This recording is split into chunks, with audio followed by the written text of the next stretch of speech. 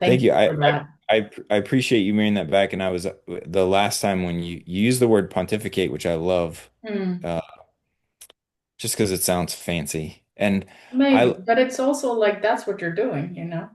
I love looking words up because I I would say as much as I struggle with the sort of being vulnerable and the feminine, I'm a very curious person. Mm.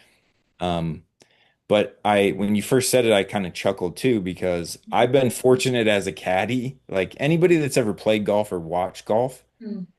it's a slow game. Like you spend most of the time walking from shot to shot. And again, amateur golfers are going to ride in golf carts, and so you're not really paying attention.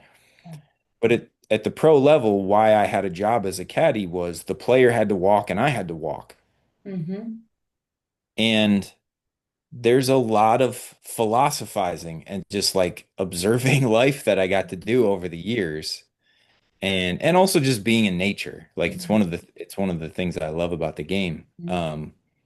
But yeah, there's been a lot of times where I'm just like looking at life and trying to understand life Mm-hmm. really for myself. Mm.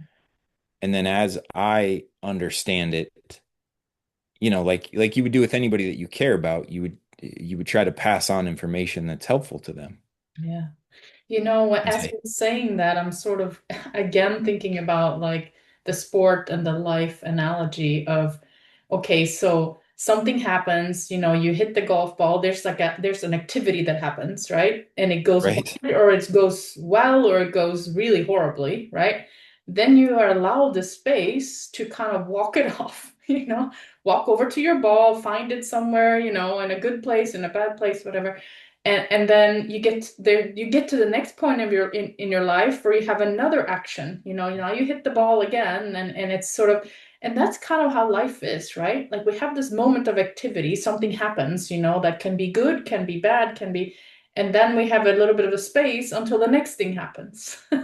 So it's like we're allowed this kind of integration, pontification, reflection for our next move, our next mm, shot, our next, you know, how we're going to approach this next thing. And the space that we're spending in between there, it's what's going to define if the next activity is going to be good or not so good, totally, right? It's that totally.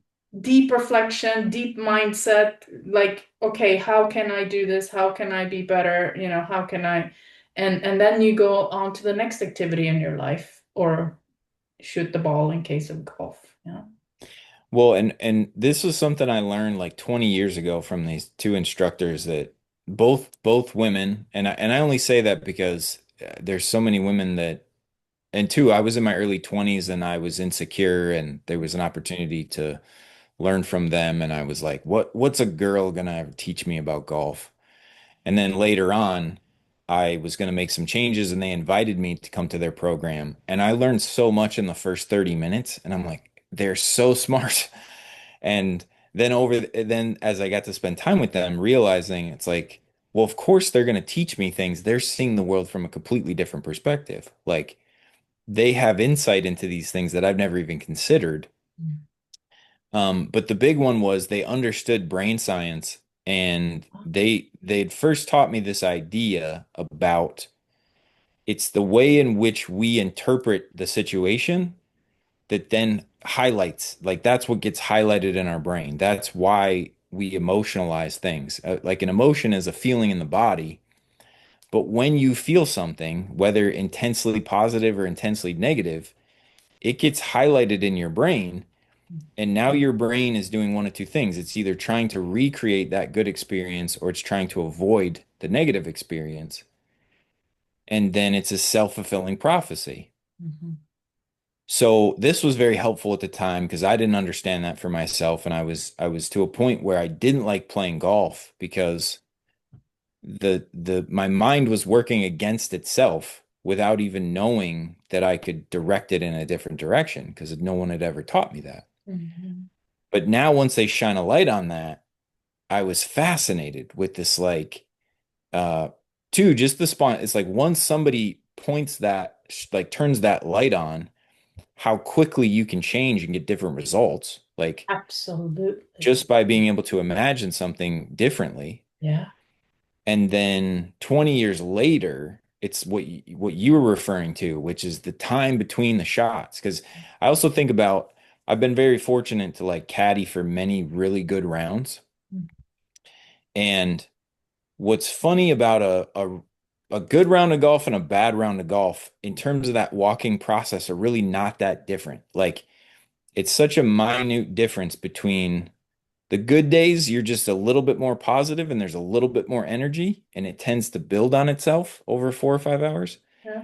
And then a bad day is just it's a little bit negative, but it's really hard to like it's it's hard to notice, but it's easy to be slightly negative as opposed to slightly positive. And that you can if you're slightly negative, you can play, and almost be like sort of lost and think like, oh, that was a pretty good day. And then you get done and you look at the score and it's 76, which for pros is not very good. Mm. And then there's other days where there was a round last year that my player shot 62 in a qualifier in Germany. And to some extent, I knew what was happening while we were doing it, but it was also like we were just doing what we were doing. And on this particular round, it was working really well. Mm. And then you get done and then you look back. And two, we were enjoying it. Like during the process, we were enjoying it. Mm. Um, but to what you were saying of like at the end of it, it's if you can't enjoy that time in between spaces, Mhm. if you're too focused on it's good to have the action be a particular way, but Yeah. if you want it to turn out a certain way, Mm. it's that usually doesn't go very well.